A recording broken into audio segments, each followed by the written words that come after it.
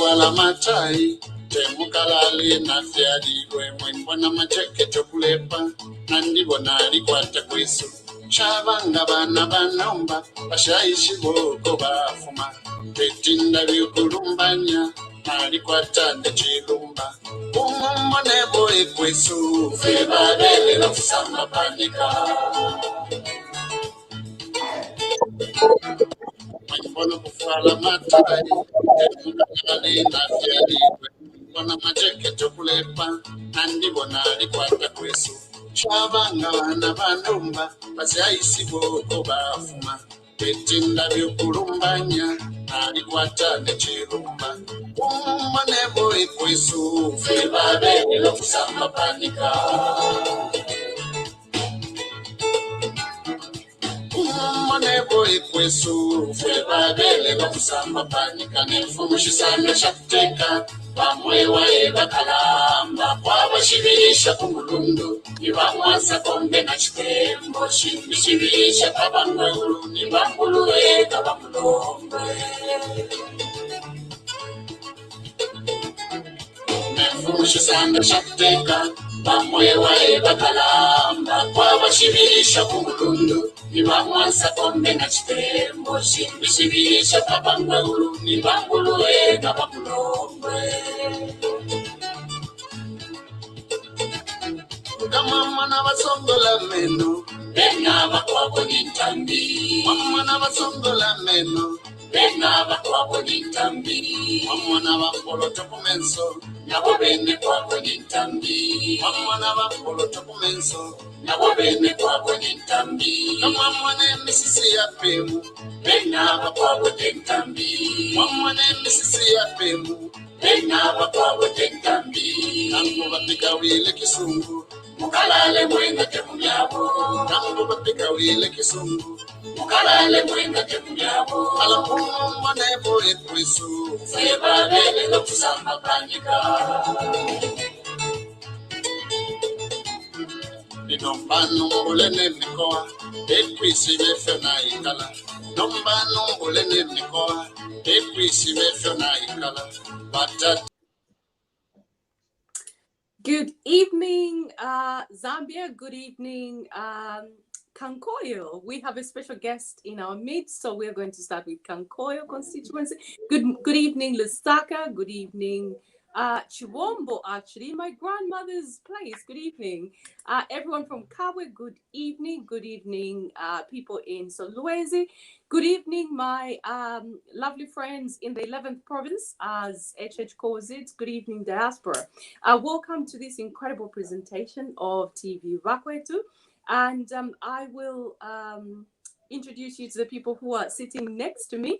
Next to me is our resident member of parliament for Kankoyo constituency, Honourable Heartson Mabeta. But before I allow him to say good evening, I have my co-host, Jerome Kanika, and my name is Linda Banks. Jerome, good evening.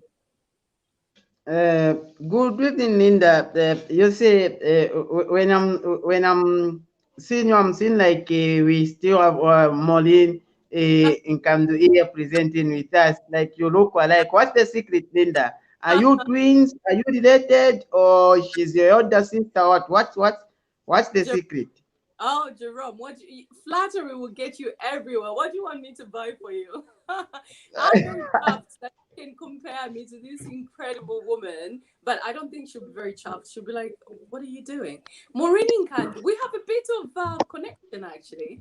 Her father trained me as a journalist as well, but not as well as he did his daughter, obviously. Maureen was already on TV when we were sort of starting off as young journalists. So I'll tell you, that's a story for another day, Jerome. But no relationship at all. I'm really honored that you even think that. Honourable Mabeta, good evening. Good evening, Linda. Good evening, Jerome. I think I'm sorry. I couldn't manage last week.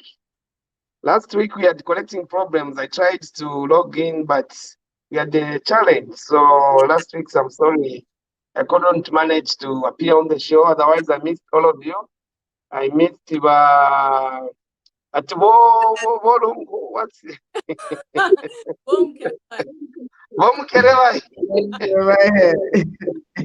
Maybe you missed yeah. well, I don't know. Did you miss Yeah, Mom? but I've been watching your presentations. Yesterday I followed you. So I've been following what's been happening here, crazy stuff, a bit of resistance, some reaction from different people. So I've been following just to understand the mood you Excellent. have in the country. Otherwise, I'm happy to be here again Fantastic. today. It's really lovely. Lovely Yeah. to see you here. Linda, Yeah. today actually before you start the topic we have, Honourable Term Parliamentary Honourable for Kanchivi has said if any bill come from UPND, it will fail. What happened? So I've been laughing to say, what kind of thinking is Yeah, like no, this? there's a bill which was being presented about celebrating heritage, traditions, where there's a proposal from our friends in the PF to say they want to bring tradition ceremony into November. The last 5 days of November, going just to be celebrating our heritage. I mean, traditional activities like a different of tradition activities.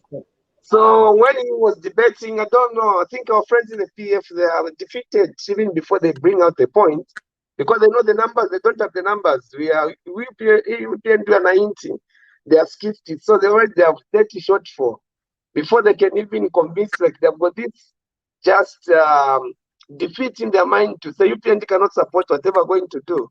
So instead of justifying or helping us understand why we should support the bill, we started like blackmailing to say if you don't support this bill, even you when you need us, the numbers won't support you. You can't negotiate based on blackmailing. That's became like a blackmail. So I think he lost it there because we wanted to listen and understand him why he was justifying a 5 days holiday in November. Most of the months in Zambia we have got holidays every March, January there's a holiday, March there's a holiday, April, May, June. Most of these months there's a holiday. So November is the only month where we work 30 days without being interrupted. So introducing 5 days again in November, we had to understand the benefits that the proposal going to have to the country as well as to the economy. Our economy is struggling. So we want to use every time we have to ensure that we start putting the economy back on track. So immediately talked about PF shooting every bill which UPND would introduce. We realized no, the motive is not right. So we ended up just voting out the bill because the motive was not right at that point. Immediately talked about UPND is going to suffer, PF not supporting their bills. Then we realized that bill wasn't put with the right motive. It's so very, very interesting times ahead. We're going to delve deep into that. But in the meantime, I want to just say good evening to some of our regular followers. I can see Sande Sampa, Gladys Storm, good evening. Hi. I can see Faith and a few people who have actually said good evening from Chiwambo, which is quite exciting. I'm glad some people from Chiwambo are watching, which is brilliant. Now, before we get started, I would like you guys to spend a couple of seconds to share the link to your Facebook pages or the Facebook pages. I've got a big screen now. I've got some admin rights, so I can see where we're. I think I'll try not to get power get into my head, so I can see all our YouTube viewers. I can see our Facebook viewers, LinkedIn, WhatsApp, everywhere, literally. So please share the link. I can see Merry Kingdom Maker from Facebook sharing. Fantastic. That's really good. And also what I would like you guys to do, Wiseman from Kawe, good evening. What I would like you guys to do as we prepare to get into tonight's conversation is to just tell us where you're watching from. I can see Ndola, Akapondo. Okay, that's interesting. And someone is saying, Honourable Mabeta, good evening. Madam Banks, nice to see you from Sawila. Lovely. Okay, so now we have our resident, a member of parliament. We want to dedicate quite a bit of time to him to talk us through the happenings of parliament. I personally, here in England, I follow the happenings of parliament. It's hilarious. And as I've said several times before, I'm advocating for our local languages to be used a bit more in parliament, particularly Lamba, if the president is hearing. I think it will be hilarious to have debates in Lamba. But of course, people can speak their own languages. And just to say, credit to the New Dawn government, when the budget came out, I saw some permanent secretaries and members of parliament explaining what they thought the budget was going, what sort of impacts the budget was going to have on their specific areas, as in where they come from. And they were speaking in their own local languages. I was terribly excited. I think it's time, as a people, we started taking pride in our own local languages. Look at France. France, the French president, Emmanuel Macron, will go to the United Nations in the US, and he will be quite happy speaking in his own language. And everyone else just have to get on the program and try and understand what he's saying or have an interpreter. So as Africans, I think it's critical that we start taking pride in our own local languages. Having said that, moving very swiftly on, I'm going to start with Honourable Mabeta. So I want us to focus on the budget tonight, because you didn't come last week when we were debating that. So I want you to talk about how the budget is different from the 2020 budget, okay? And there's been a lot of debate on how the budget is not balancing even. So I want you to briefly explain on that. Does a budget balance or not? Because there was a member of parliament from Muflira, actually, I think it's Kamchanga. I heard him briefly sort of talking about Central, yeah. Exactly. He's a chartered accountant, and he swears blindly that the budget doesn't balance. So I want you to touch on that. And also I want you to talk about why you think the UPND is borrowing when they condemned the PF for borrowing so much. Okay, so a few things there that I would like you to touch on. And the last thing that I would like you to focus on is the budget sustainable? Do you think this budget is sustainable? And all these incredible figures that the New Dawn government has pronounced, do you think it's going to work, considering that the people who are in certain positions are not appointed by the president or by the government, by the UPN government? I know you have these notes, and I've quickly just gone through that. So that's just for the benefit of our viewers. Jerome, before the Member of Parliament gets started, do you have anything to add to that?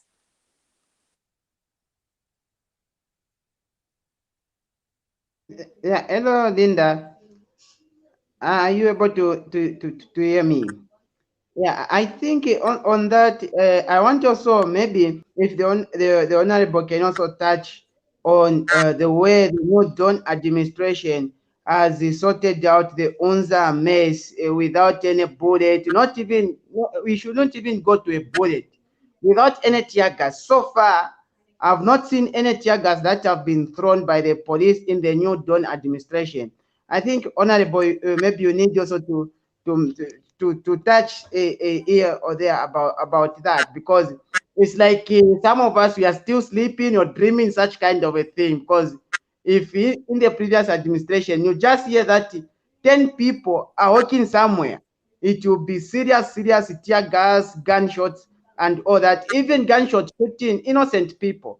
But I heard about 3,000 students marching and just be taken back to school. The minister went and sort out the problem. Maybe that's one thing which I want Linda, the honorable, also to touch on. Yeah, because I can't believe it. Actually, I can't believe it.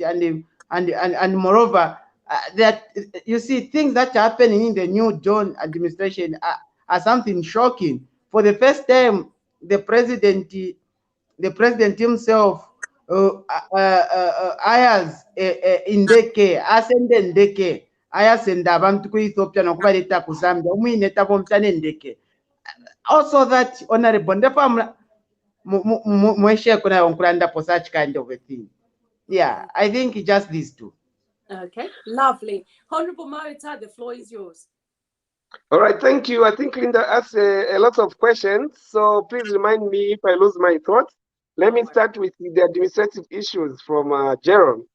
Yeah, I think many times I've said here to say what was seen in PF as leadership, or I can say presidents or political leadership, it was just basic administration, you know. Basic administration, something we don't need to think. You don't need to stress yourself on engaging people whenever they've got a grievance. I mean, following the Constitution. The Constitution gives the citizen the right to demonstrate as long as they're not violent. What the police needs to do is to to be vigilant and protect them, because even the protestants can be attacked by those who are not agreeing with what they are doing. So the police have to do is to come in between to protect the protestants, those who are grieved, against property and against damage to innocent people. So those are basic things, Jerome. We shouldn't even stress over them because it's just basic. There's not much thinking to be done to do the right thing. All you need is to understand what does the Constitution provide, what do we need to do, and to follow the law. It's like reading the Bible, following the 10 Commandments. I mean, following even when God created a human being, he only gave him one law to follow: do not eat from this fruit. That is simple. Following rules and regulation, that's something a human being God gave him the ability to follow even without having to go to school. Don't need to go to school to learn how to follow the law. So those are basic things which shouldn't even be part of our discussion in the UPND, because we are far much above that. Those are minimum basics. A normal leader is expected to behave like that anyway. So if they don't behave like that, it means they're now trying to dilute the means of being a leader, because the leader, the minimum basics you have to follow.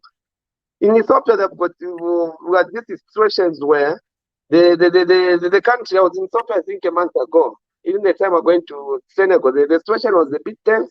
Although the part where we were, it was very safe, but I could talk to Ethiopians and they explained the conflict they've had. So that situation was tense for some time.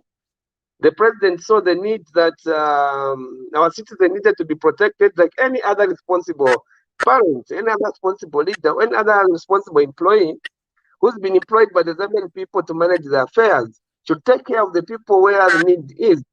So hiring a plane, although it's a bit expensive, but as you have said, the president has demonstrated the desire to save costs, which I'm saying is also part of basic leadership. We have to compare.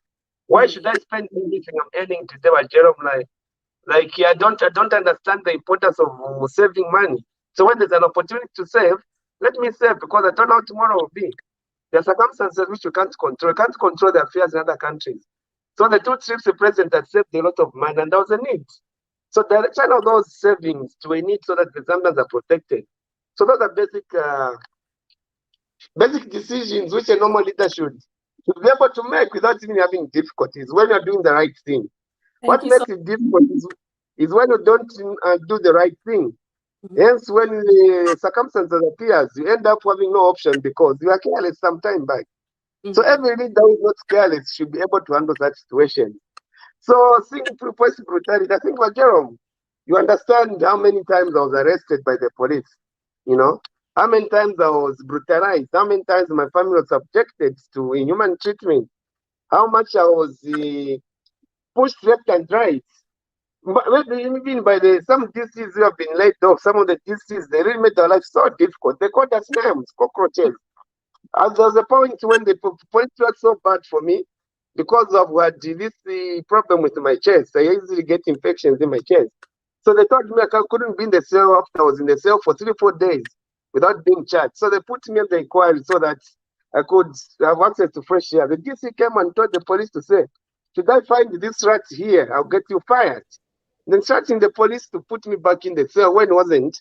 Part of the Ministry of Home Affairs, because the only person who's supposed to instruct the police are the police themselves, no one else. So when you see these things which are being done and things are being done right, it's just a sign to say we're now in the right space. And I really hope those people will be given an opportunity in future To perform this function, they should always learn from what the president is setting. He has set a bar high, and they shouldn't drop it. Because Zambians are not going to accept. Zambians don't settle for less, unfortunately. Whoever Zambia might should pass on. Thank you so much for that. Let's move on to the next topic. Well, related on those points. I was surprised. I shouldn't be surprised, because that's a duty of a good leader to rescue his people when there's need. Now let's very quickly move on to the topics that I itemized. I know you've got a copy of that, so just go through the talking points. I just wanted to give them out for the benefit of our viewers. And if you miss anything out, I will remind you, no problems. If you could just make a brief comments on all the topics that I talked about, so that we can just keep the conversation flowing. So if you want to start about on the aspect of how does the budget compare to the 2021? Yeah, I think, Linda, one thing I want to appreciate the Zambians. I took some time last week to just go through the shopping malls. I went to Arcades, Manda Hill. I realized how much the Zambians are following what is happening in Parliament. Most of the shops, there was either a TV, listen to Parliament, or radio. So I can see that Zambians now have got this appetite to listen and understand what is on the table for all of us.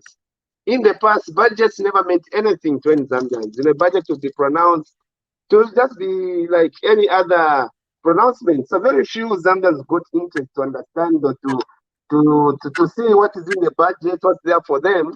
But what I've seen from 29 October, when the first European budget was presented, it has attracted a lot of attention. Zambians are able to follow, they are listening, they're able to compare who's debating, who's not debating, is there substance in their debate. So there's so much, there's so much interest in the budget. This now just showing us to say now, as Zambians are now looking at quality. And I've said that you're now getting used to quality. So you want to understand what is in that quality, and there's so much keen interest. How does it compare to the current one? How does it compare to 2020? Yeah, so this interest is just showing me to say there's something different, because for people to have interest now, it means what they have been presented to the Zambians, who I call our employers, because at the end of the day, we work for them. They're the one who employed us to be in this office. They have got interest to understand what the employed is trying to put across. So when you look at the two budgets, Linda, there's a lot of things which are making so different, What's making this budget different from the budgets which you've always been presented to? Let me start with the figures, because I believe numbers don't lie. When you look at the 2020 budget, it was $122 billion. Billion kwacha, sorry, 122 billion kwacha. When you remove the commitments, the loans, the external debts we need to pay as a country, you only remain with 66 million kwacha. When you convert that amount to dollars, it's only 66 trillion kwacha, sorry. So when you convert that amount into dollars, it's only 3.3 billion kwacha. 3.3 billion kwacha is equivalent to the amount of money the government is owing road contractors.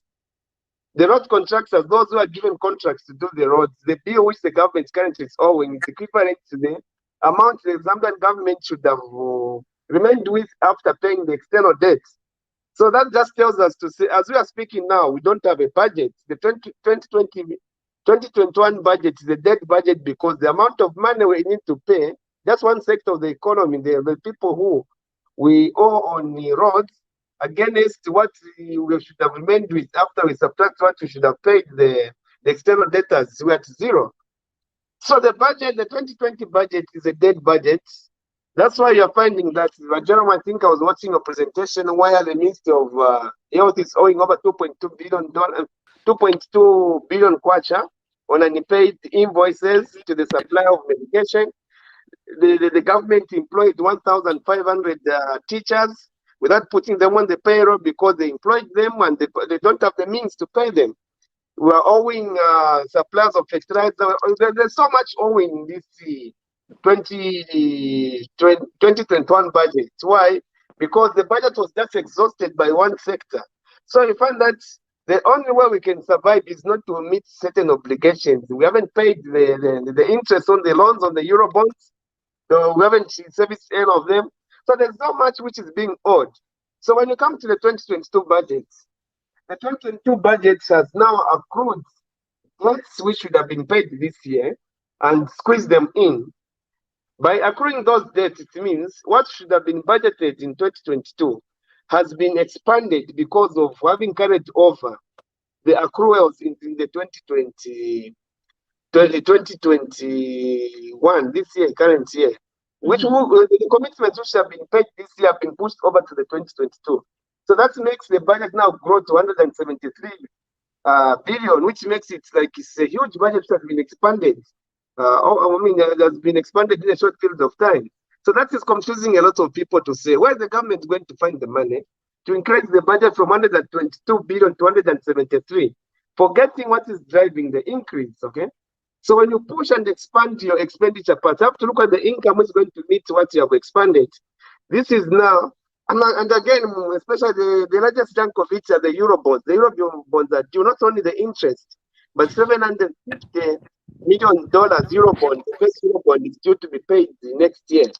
If we don't pay, our credit rating as a country is going to be compromised. Investment confidence is going to go down. Our exchange rate is going to become weak.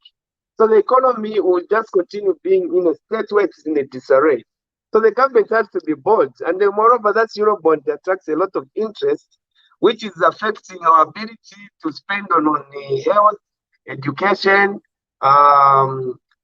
infrastructure development, and other social amenities, which have to be supported by the government. So the Minister of Finance, through the UPND and the President, they took a very bold decision to pay off that Eurobond in 2022. So the only way, as a country, we are able to match this huge burden of clearing a huge debt, which was accrued. I'm sure the Eurobond was borrowed to improve the railway line in Zambia, so that from the profits we're going to get from that business of the railway line, we'll be able to pay the Eurobond as well as the interest. That money, no one knows how it was invested, because the railway lines, she was old as it was 1964. So we're not going to give excuses, but to pay it off. Because if we don't pay it off, it's going to damage our prospects as a country to increase jobs. So what the UPND thought, and through the President, His Excellency Hakainde Hichilema, was to engage the World Bank, which has agreed now to give us money, to lend us, to meet this huge commitment we have. But at number one, at a very low interest rate. Number two, the loan, instead of it mature within the next 5 years, like the Eurobond did mature, it has been extended to mature after 30 years. So you're being given a 30 years of starting to raise this money, so that come after 30 years, the loan from the World Bank will mature and will be able to pay both the interest and the loan itself. So this Honourable is what we Mabeta, don't you think that's a bit hypocritical of your government to be borrowing more money when they have been condemning the PF for having borrowed so much? How, if someone asked you that, how would you respond? Yes, not being hypocritical. It's solving the problem, an emergency problem, because there's an emergency problem. Within the next 2 months, there's a loan which was borrowed 5 years ago, not properly invested, and it's due to be paid. And we don't have the means at Zambia to pay that loan, because that loan didn't bring anything to the economy.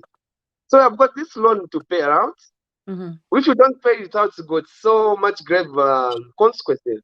But we have a lender who's willing to clear to pay that loan, like refinance it. You call it in finance. So it's basically you've got Kalova, you are Kalova, and then you go and borrow more Kalova to sort out the Kalova that you have. No, it's not like that, Linda. I'm getting questions from the view. So I'm asking you to explain to Bana Mwanza Pakankoyo, how can you make Bana Mwanza understand what is going on? Because Kuriveda, it just looks like, oh, it's the same. So what's different between what he's doing from what the PF government was doing, in simple terms for a layman to understand? Very good. That's a very important question. Thank you. I've got Kalaba from, I find that my predecessor had borrowed Kalaba from Jerome. He borrowed 100 kwacha and they have to pay 150 kwacha, including the interest, because they never paid anything. Then I got to my uncle, who's telling me to say, I'm going to lend you 150 kwacha to pay off your Kalaba you have, but pay me back this Kalaba, the 150 kwacha, pay it back at 160 kwacha. So that means the interest now is only 10 kwacha going to put on top of the 150, and pay it after 5 years when I have the capacity to pay. I mean, who would refuse such an offer? Because with this pressure to pay the 150, you know, this money was like the sunk cost. It hasn't brought any benefit to the people of Zambia, but it's due, it has to be paid. Then we've got an uncle sympathizing with you and give you to say, I'm going to pay off your Kalova. But on top of when I pay it off, you pay after 5 years and only add the 10 kwacha instead of a 50 kwacha you added on the 100 kwacha. So basically, in simple terms, lower interest rates and also longer period of payment. Yes. Yeah, fantastic. That's the point I'm trying to put. Low interest rates and a longer period to give you a breather, so that life should continue. Otherwise, without that move, what we are going to have is getting back to a situation where the Zambian government is able to raise 123 billion kwacha. We pay off the credit, only remain with 40 billion to spend. Then the economy crumbles. So that gives us a breather where with the money we're going to raise, it's going to be invested in the economy without worrying much on the money which we're going to borrow. So that's a smart borrowing, which has, I think, confused a lot of people to say have an expanded budget. So there's no activity which is going to increase the income in the short term, but have expanded the expense. So this is that sustainable? Now, is that sustainable? Yeah, so when it comes to 2023, because we have paid off this Eurobond, which was due in 2022, we are going to have a reduced budget, you know, because what of this part which has expanded the budget, meaning the budget is going to reduce, everything is going to remain normal. When you look at the income side, our projection is to raise 98 billion kwacha through ZRA. ZRA this year, 2021 projections, has already exceeded the amount which we are projecting to raise in 2022 from ZRA. So it means the budget is realistic. We are projecting income based on what has been attained already, what was attained this year. So if we work extra hard, we work more, the economy starts functioning, we have more production, we generate more activity, and that collects more. The possibility of even exceeding the budget, the income side of the budget is there. When you look at now the CDF, which has brought a lot of problems, you know. When you first, I want to talk about the budget balancing. I think it was a little bit shocking to see a chartered accountant who is my neighbor in Mufria, from Mufria Central, coming up with a convincing argument to say the budget speech, which was given by Minister of Finance on page 40, wasn't balancing. That's a speech. What the minister presented is not a financial statement. So that's a speech. A speech just speaks a highlight. You know, in a speech, you're just highlighting we say areas of interest which you think will be able to attract the listener. Even in all the budget speeches presented in Parliament, I've checked the 2021, 2019, 2020, none of them have balanced because they're just highlights. What balances is the yellow book, which has been given to all members of Parliament today. We are given a soft copy. We are given 15 hours. So those who've been doubting whether the budget speech was balancing or not, they can refer to the yellow book, because the yellow book provides a detailed income and expenditure. In the budget speech, there are some ministries, like the Ministry of Defense. You know, the Ministry of Defense, usually their budgets are not even disclosed to the public because they're private, unless it can be given you are under oath, you cannot disclose. There are some budgets which, well, there are some expenses which the government does which shouldn't be exposed to the public because it's that question of it's going to weaken our security system. So in the speech, there are certain things we can't mention because they've got an impact on the security of the country. So what was presented in Parliament is just a budget speech. A speech just highlights areas of interest and critical areas, and some areas are not given. But in the yellow book, all the details are there. So those who want to focus on whether additions, because balancing add and subtract, add the income and subtract the expense, see this balance. I call that basic thinking. You know that just the basic arithmetic, addition and subtraction shouldn't even, shouldn't distract our focus. The focus as parliamentarians is to see how this budget is going to impact on the lives of the people. How is the government going to manage to pay the 10,000 teachers who are going to be recruited? How is the budget going to manage to pay the 11,000 teachers? How is the budget going to manage to clear off all outstanding arrears for pensioners? Who was, sure you saw last year, there's a video of a woman who was crying over the pensioners when they visited the Minister of Justice last year, and she cast PF to say they will never see, they never walk to corridor of power again because how they treated her. Her words were like so just someone who's bitter, but see where they are today. So those are a widow who traveled so many times to want to get the benefits from the late husband, and she was treated that way, and she cried, and God listens to a crying woman. So those are things we need to start looking at as the parliamentarians. How is this budget impacting on the lives of the vulnerable in our society? Okay. How is this budget going to ensure that money is to schools? There's a lot of commitment in that budget which we need to debate than whether the budget is adding up or not. Yeah, thank you so much, Honourable Mabeta. I can see now we have been joined by our TVBAKWETU friends, Himba Malambo and Percy Chama. I know you have a few more points that you would like to present, Honourable Mabeta. I'll give you about 4 minutes just to go through all the things that you feel we need to know about the happenings in Parliament. If you could just so that you give an idea, because we would like to know. That's why you are a resident member of Parliament. We would like to hear the goods, the bads, and the ugly, everything that is happening in Parliament. But more importantly, we want to focus on the positives so that we can see what this government is doing to prepare the people of Zambia for prosperity. So I'll give you 4 minutes just to go through anything that you feel you have left out that you would like us to know about. And then I'll ask Himba to make a comment or ask you a question. Yeah, but basically what has been happening now is the backbenchers, non-ministers giving their opinion on the budget. I'm sure it's coming to end anytime soon this week. Then next week are going to go to the stage of the ministers now presenting their their ministerial allocations. The Minister of Education, what has been allocated, they'll give us the details, then we debate with them. After the ministers are done, then we'll move into the last stage of the budget where it's going to go like head of department heads, line by line. Under the office of the president, this line you approve, that's the last stage, that's where we're going to start now approving the budget. So what will happen that period is, should we lose focus or should we allow our friends in the PF to shoot down the budget? The budget is not approved. If the budget is not approved in the last stage of it, the president has got the right to dissolve parliament and call for fresh election. Because without an approved budget, the government won't function. The government functions the approved income and expenditures in parliament. So the budget is the bill, it's law.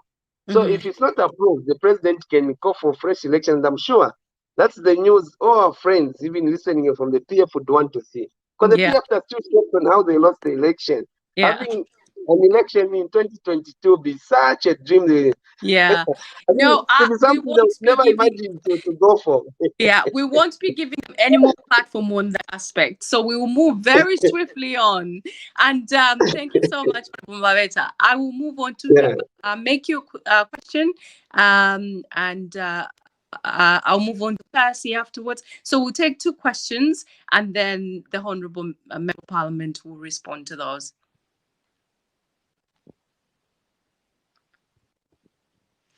Muted, Himba. Thank you so much, Linda. Good evening. Good evening.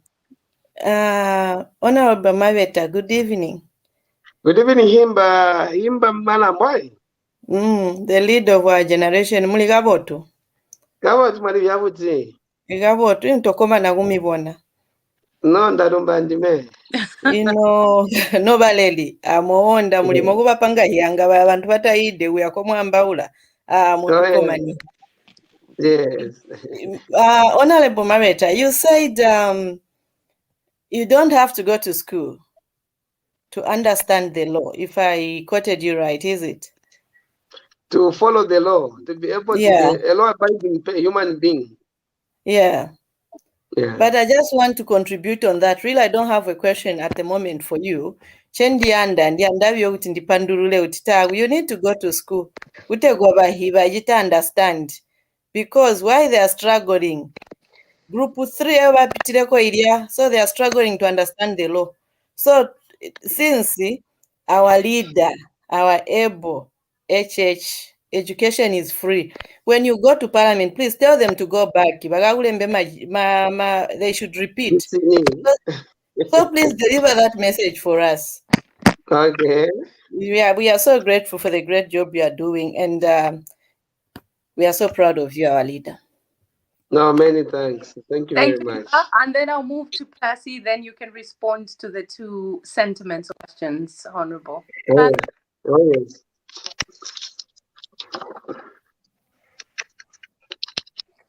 Whilst Percy is getting ready, I'll move on to Wiseman, who seems ready and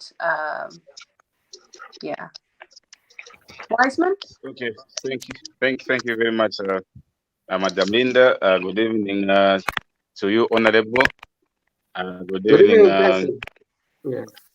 Good evening to Mlambo, and good evening to all TVBAKWETU viewers. Good evening. I think for me, Honorable, I only have 2 questions for you.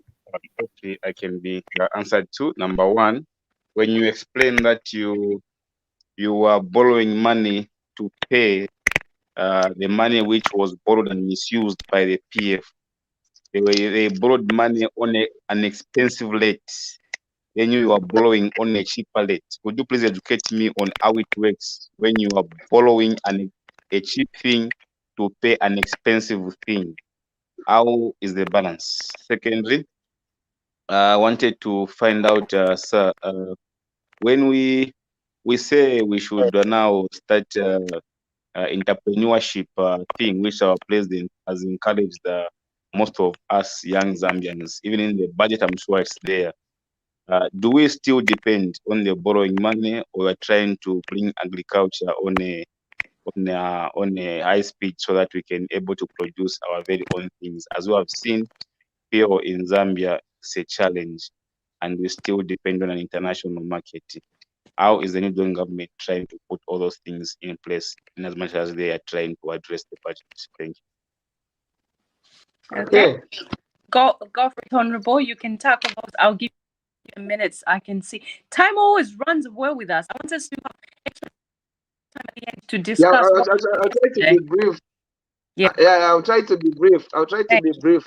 Himba, when I spoke about following the law, as human beings, we have got that natural ability to follow the law, even when I haven't been to school. That's what I meant. I meant to say, don't need to go to school to learn how to follow the law.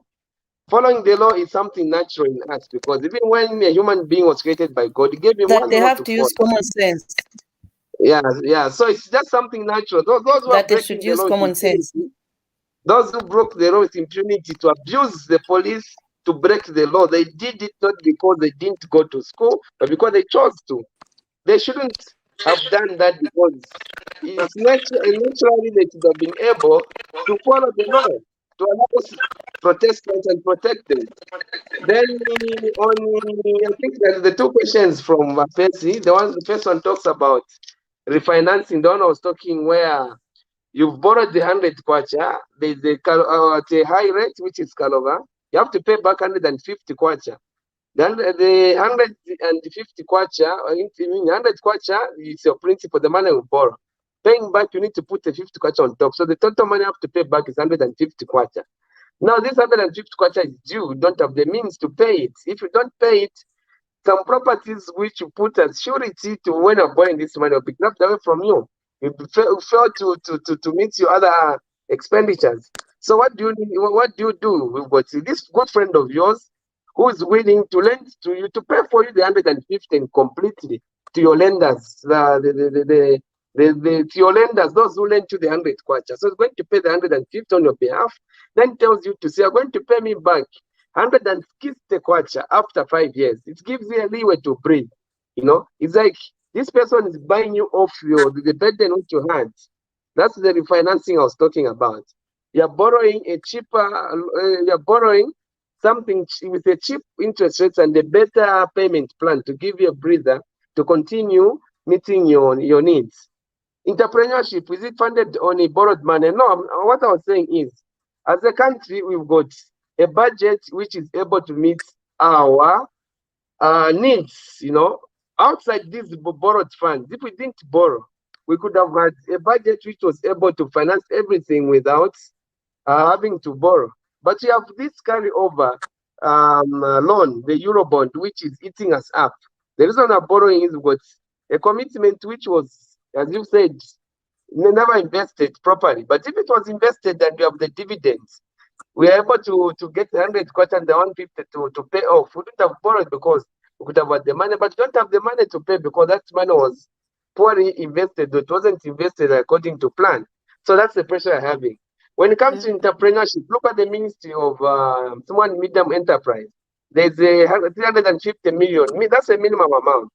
Remember, even after the budget was announced, we've seen there are other donors who are coming on board. Today and yesterday, I was at the Ministry of Sports. I was shocked to see how many non-government organizations, including donors, are chasing the Minister of Sports who want to come and help us reduce sports facilities, donate sports equipment, reduce the curriculum. There's this just appetite of, I can say there's a favor which is coming from other well-wishers who want to help us meet our what we want to achieve. So that's 150 million kwacha seeing in the budget. It's just a minimum amount. There are other people coming on board who want to help the government, to help the government. Some will come as the, grants. A grant is given to the government to say, can you develop your SME through this bilateral friends? So that's 750 million which has been put in the budget. It's just a minimum amount for us to start. We were starting from zero. There was never the money set aside for SME. So the 750 can say it's a good start because those have to start from somewhere. It may not be enough, but you have to start. Because it's through starting that we're going to even identify the challenges of running such a ministry. So what has been put is just a start. And those are, even in the CDF, for those who want empowerment, there's some money which has been put. Although the new guidelines, I'm sure, will come to Parliament, we are going to debate on how that 25.7 million will be used. But there's a component of empowerment where we're going to fund locally based empowerments or activities to grow our production, our productivity at local level. So when you look at the CDF being put in the constituencies, what is it doing? We are being given an opportunity as residents of that community to think, because that CDF is coming to challenge our ability to be creative. When I'm given a 25.7 million, I should look at it as a minimum. I mean, this is the effort of the president. The president has gone out of his way to bring this money to my community. Let me look at the way we're going to use this money to, to reduce the poverty levels. Number two, even to increase productivity. So I should also be able to think to expand that money so that come 2023, when we are given the CDF, the 2025 million has already set a base to increase productivity in the things we want to achieve. Lovely. Thank you so much, Honourable Mabeta.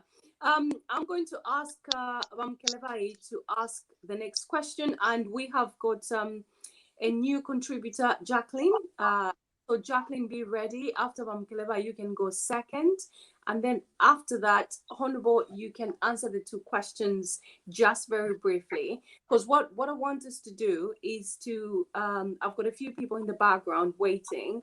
And I've got quite interesting questions from our audience, which I'd like to go through. So if you could answer those questions briefly, that would be amazing. Kelevai? Thank you so much, Walinda. I have no much questions to ask you. Oh, by the way, good evening, Honourable.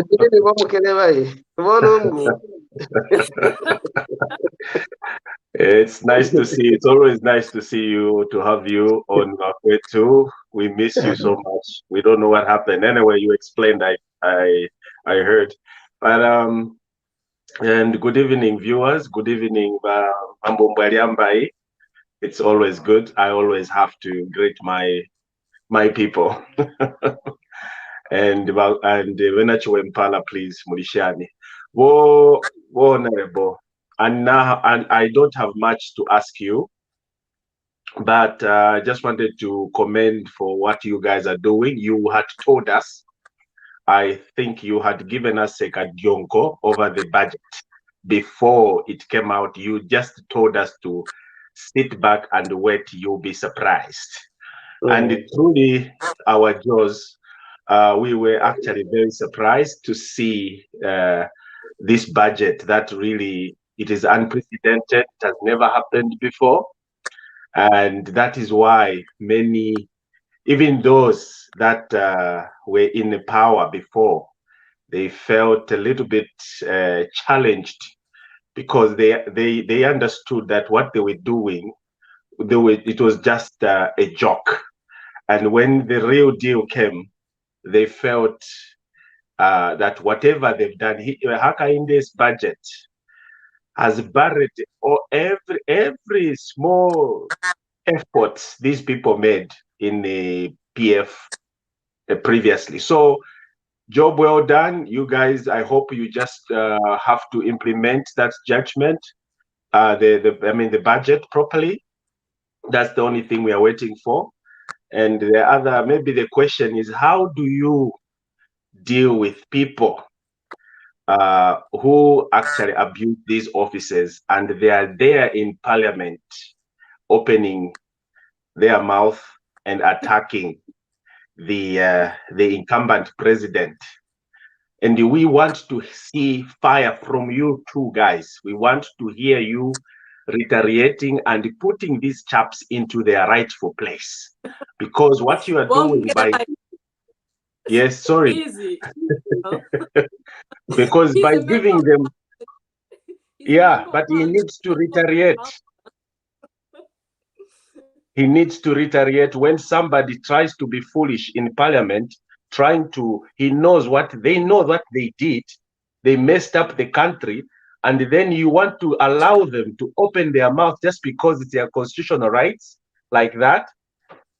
That is terrible. You should not even give them that. You are the ruling party. Put them in the right place. We need the Garin combo we used to see in the opposition. And the Chirufia. Honorable Chirufia, I am so very upset right now with him.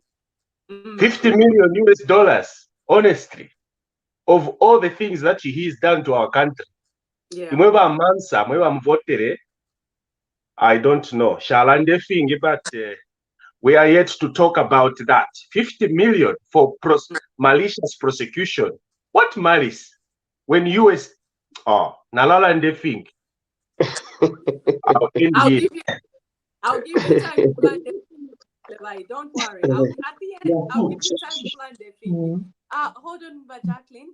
So, very important points you've raised, Wamkelevai. Even though I was smiling because I don't know whether it's a good thing that I've been given these powers so I can see everyone from YouTube to LinkedIn to whatever. The comments are so funny. And on YouTube, you can see people having their own conversations, arguing with each other about each presenter. So it's a little bit distracting. So I had someone with a very funny name called Akapondo Kansele. I won't get into the details of it. Yeah. Akapondo Kansele. And he's got a question before Jacqueline comes in. He's got a question for Heartson. He wants to find out at Fideba Linda Vachandati at Kalova, Vanamuan Saba Kongola Kalova. No, but what happens if you don't pay that good friend of yours who's bailed you up to pay your Kalova? What happens to you if you do not pay that back? Basically, what happens to Zambia if we fail to pay that kalova that has been given by an external person? So that's the second question. It was just a rant. Jacqueline, what's your question?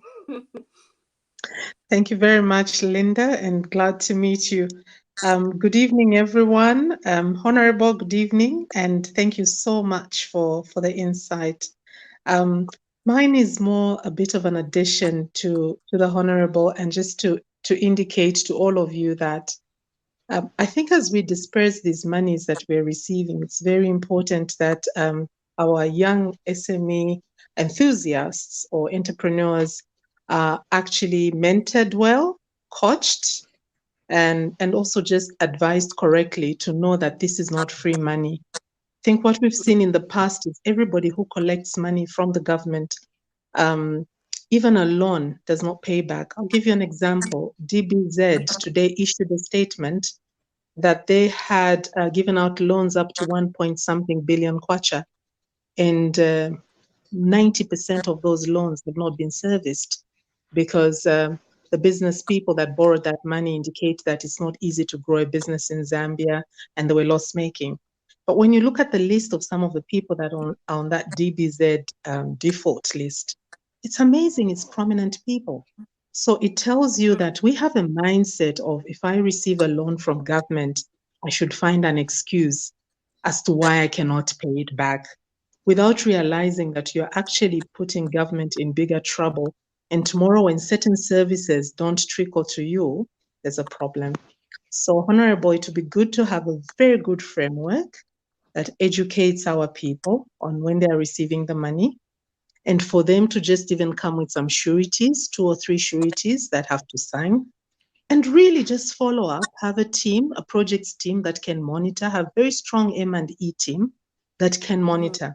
We'll be amazed how when these loans are paid back at whether it's 2% interest or whatever interest rate you're offering, or if it's no interest at all, but as long as the money comes back, then it means that we have a cycle where every year we see more and more people being able to access the loans.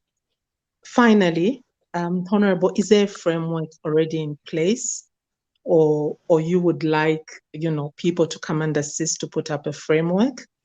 I'm available with a number of people in the country that can come and do this pro bono for the ministries, put up frameworks that ensure that we have very strong M&E systems.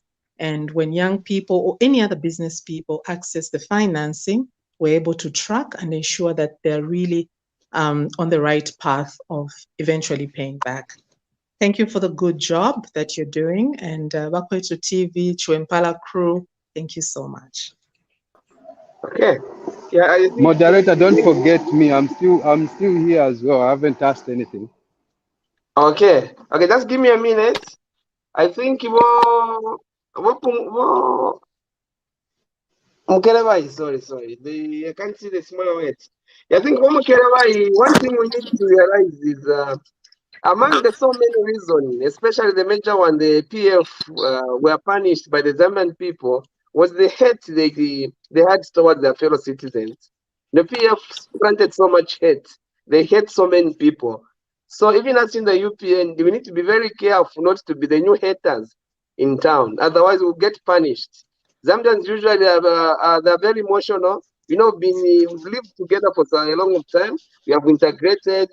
We are families. We live in smaller but unity communities. So if you injure one, you are injuring the whole community. So even as we debate in Parliament, we are trying to be a little bit different from them, but not showing back the hate they want us to inherit from them, because they know that when we start hating them, the Zambian people start sympathizing with them. So some of the statements they pass, some of the things they do, just attracting attention. Honestly, who would have thought Dr. Sifat would rise up and start claiming such huge sums of money from the government which he worked for, the government which has made him to be who he is, and he wants to bite it. In my preamble, I gave a scenario where I was, arrested on things which I can, if I want to go, I can go and claim. But I understood it was part of politics. And moreover, some of the results I got, some of the votes I got was because of the fear of punishing me. People started sympathizing with me. They gave me a platform to complain and get a sympathy vote. So I want to claim, I want to eat the cake and have it. I was given a vote, a sympathy vote. Why should I go and again claim for compensation? We already benefited. So we shouldn't fall prey to the cheap tricks here for trying to throw the UPND government. They're looking for sympathy, and we shall not give them that. Then on the need for, willingness to come and help, especially I think what makes most of these projects fail, even the risk the Minister of SME is going to face, is how to identify the risk content of a project. Most project proposals with risk assessment are very bad. When I was working in the bank, the first thing the bank went for was the risk assessment, not the interest rates, not the values, not how attractive the business is, but the risk components of that business. So maybe it should be a mandatory to say every empowerment program should have a well-separated risk assessment. Yeah, surety, yes. We can use surety as lending money, but I think the surety shouldn't be the best on which we are lending. It should be as the last option to recover what's been lent, but the risk component should be well managed. A business which is risky, which is going to make the government lose because this money are going to lend, obviously, eventually they're leaving a hole in the budget line. So we need to be careful when lending it. Then I think there's the one who asked about the Canova not being paid. Yeah. That's not being paid in 10 years, 15 years, or in future repayments, damage the reputation of the country. What will happen? We are going to go back now to the lenders who lend to us with some. Remember, the Euro bond came with conditions which even assets which were put at surety, which we could have lost as a country. So when we don't pay that good friend, when we don't pay the World Bank or IMF, whoever is giving us a good will to lend us at a cheaper note, the damage on the future generation will be huge. As a country, we have low credit rating. I'm sure I've got friends for some communities. Congolese mpia kuba kalova kuri mwali Kongola banesa kwebati nanguna kwatashani problem nangwa kwate chilino tetu mwafwe because the way they treated you when you gave them money as a friend. You know, there are people who are so bad that they even insult you for having lent money to them when they needed it. They'll tell you after all, they were not so shimpia shali dumbure shani. They damage the relationship so much that even when there's so much in need, you can't help them. So as Zambians, we need to build this willingness to be able to pay back. Mozambia, when you lend money to your friend, you be willing to lose that friend. Very few people have got that habit of paying back the debt. Could even free. Yeah, I'm trying to be brief. Yeah, okay. Thank you so much. Thank you very much. Now, I'm aware that you have a very busy schedule tomorrow, so you are at liberty to leave the platform. I'm sorry, I've got a question for the Honourable. Yes. And I've been waiting patiently. Yeah, please. I'm trying to be fair to you. Yeah, of course. So what I was going to say is, before Percy jumped in, I'm giving you the opportunity to leave at any point, but you are very welcome to stay and answer as many questions as possible. So that's what I was going to get at. Okay. So I will give who do I have right now? Percy, can you come on? Would you like to ask a question? Yes. Actually, mine is just, it involves the whole of the MPs. Don't you think with the CDF, do you think most of your colleagues know what they need to do with that CDF? Because when you listen to some of these guys, the MPs, they sound like they're from Group 4. You know? The things they talk about, you start thinking, is this guy been to school or he's just been in grade 7, then he's an MP, or he wrote his grade 12 exams while he was a minister? I don't know. Because some of the things they've been saying, they don't make sense. What's your question? So my question is to you is, don't you think that your colleagues, okay, let me just say, all of you as MPs, you need a refresher course to train you how you are going to, what that money is meant for and how to use it, basically in terms of management. Because it seems Bowman Usambo, he says they've only 3 people in his office, so they can't handle 25 million. So that's my main question, actually, to be honest with you, because that's what I've been worried. When you hear about CDF, you hear this one will tell you something, this one will tell you something, and then at the end you start laughing. You end up in group 4 as well. So what can you say about that, Honourable? Yeah, I think if you heard after the budget was presented, Honourable Winda said they called all the PF. All the PF MPs. They were told to speak with one language. They were told what to speak. So most of them, the things they are saying, they don't mean them. It's not them saying them. Or observe when they're presenting their opinions. Most of them they are reading. I'm sure there's even one today where the speaker got a read with consent. They saw someone was presenting reading throughout. So in Parliament, you're not allowed to read. They're only supposed to quote. But for them, they're even reading, reproducing what someone has told them to say, go and present this. So they don't mean it. When you ask them on the side, then there's no normal MP who would refuse money coming to a constituency to develop its constituency. Because at the end of the day, that's why we're here for. We're here to look for resources. What the government of UPND has done is that burden where an MP has got more money than the constituents. We saw MPs spending as much as 5 million in campaigns when they only had 1.6 million at CDF. So which MP is going to spend 25.67 million of his personal money in a constituency to campaign? No one. So the government what has done has shifted attention from the MP into the CDF because everyone knows where the money is now. Even if I go to the constituents to visit, no one's going to pay attention to me as an individual. Maybe what they'll find out is how are we going to benefit from the CDF. So the government has removed the burden on our shoulders as member of parliament from being a mobile ATM into being a policymaker to ensure the CDF is well done. When you look at the committee, the composition of the CDF committee, there's a director of finance who is a qualified chartered accountant from the council, local government. There's a director for planning who's a qualified engineer, and there's also a director of engineering who's also a qualified engineer. So there are 3 qualified people sitting on the CDF committee. Amongst the 9 people who we choose, we appoint, the council also had 3 people, the director of finance, director planning, and the director engineering. So there's enough capacity. Those are just sentiments they're told to speak. They don't mean them. No wonder else we don't take them serious because we know where the pressure is coming from. You know, we understand it. Thank you so much, Honourable. Now, are you happy to stay for a little bit longer, or would you rather we release? Just 10 minutes. Okay, thank you so much. You know, I have to ask. We don't want to be like you've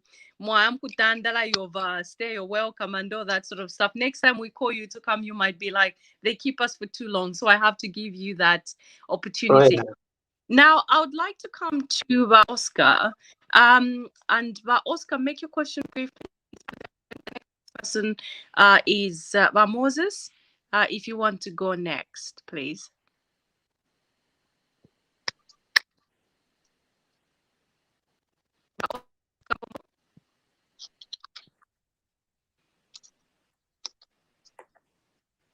Moses, would you like to go first?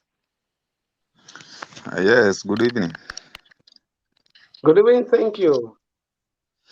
Yes. First and foremost is my encouragement. What I want to make, the way New Dawn is doing things. I've seen the councillors, mayor, and even the MP. They have been given the opportunity to go and sit for like learning something how to do or how to manage their offices, their duties. That is a good job, which is a good directive because this is the thing which has been killing us Zambians. So I'm saying on this strategy, it is also good in us as small-scale entrepreneurs.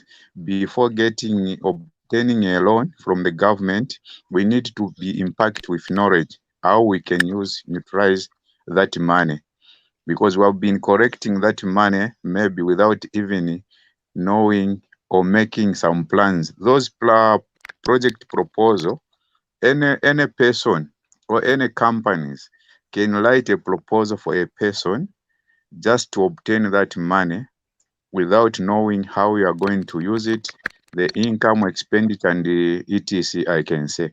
So for that, I recommend personally that the government has got a good plan, which is going to help us, starting from the council up to the upper hand, that we are going to manage this country in a good manner. Then on the issue of releasing or putting a lot of fund into CDF, I welcome that move, because this is how we are going to decentralize the constituencies to upgrade it into a good standard comparing to the developed countries. This is how it should be. Okay. So I'm just wondering if, for that MP who was Mr. Bowman Sambo said we have got only 3 people in my constituency. I think that statement is not good.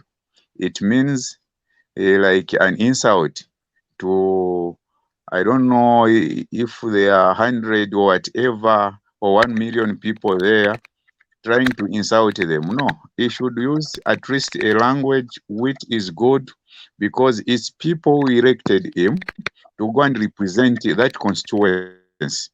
So it doesn't mean that he is the only person who understands everything. No, let us do the right thing. You people whom we are sending there to represent us from our own constituencies. This is my contribution. Thank you so much. you. Your line is very bad, but I hope the Honourable to hear Yeah, no, I you. did get him right. Yeah, I got everything he said. Fantastic. Yeah. Would you like to respond to those, please? Yeah, I think they're just concerns. Bowman, my mwisho, is my uncle. He's a man who likes exaggerating things. So don't take him serious when he's talking. Look at his body language, even the way he speaks. He spoke with exaggeration. So don't take him serious. That's how he is. He's a person. You can say anything, it won't bother him. He will say anything, you won't care about it. So that's kind of a person who exaggerates things. So even if you tell him, he won't bother about it. You say this, the next minute he's been forgotten, he said it. So he's part of those types. We always have such type of people. And it's very entertaining somehow. I take his sentiments as entertainment, so it's very entertaining. Just for that, Honourable Mabeta, can I just, I know you take him as, for lack of better term, as a clown. These are people we have elected in Parliament to represent the women who are starving, children who don't have families, widows who don't have an idea where the next meal is going to come from. And he's in Parliament clowning. I'm sorry, that doesn't sit very well with me. Yeah, but he was elected through a popular vote. He knows how to play his game. We have to respect the decision the people in Kabushi made to have elected him. He's the first MP to be elected twice. So he knows his politics and he knows what he needs to get where he is. So maybe there are people who enjoy this type of politics, because politics are dynamic, unfortunately. The politics in Kankoyo are different from the politics in Kantanshi. They're different from the politics in Mufura Central, same town, 3 different constituencies, 3 different type of politics. If you take Kantanshi politics to Kankoyo, you'll be different. No one's going to understand you. But if you practice Kankoyo politics to Kantanshi or Lusaka Central, everyone will think you are not serious. So that's how politics are, unfortunately. Okay. Thank you so much. Now we're going to do we have Beauty? No. Try to say something. Sir? Linda. Zahimba. Yes. Can I just mbekatekwa amaboko balida bandi. He was trying to be polite. All he was saying ati bashi Grace bali kwata omungulu. Only you can say that. I didn't say that. And Honourable Mabeta is too polite to say that. So he was, I know, I just had to clarify in case people are watching entertain this. I personally These are elected parliament who are sent there to represent their people and to air their grievances and find solutions to their problems. I understand his sentiments, but I just had to clarify in case other people do not understand his sentiment. Vahimba, only you could say that. Vashigwe.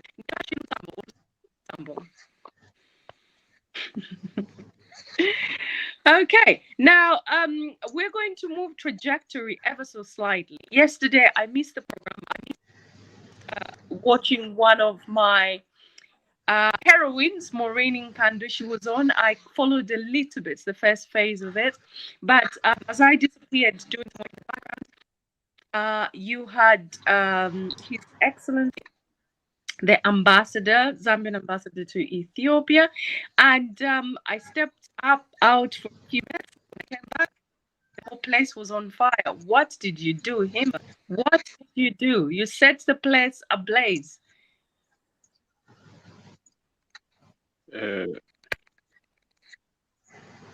Madam, can I ask just a question before we move on that topic? Just a minute, Wiseman. Himba, are you there? Linda, let Wise go before me, my dear. I'll come in. Thank you.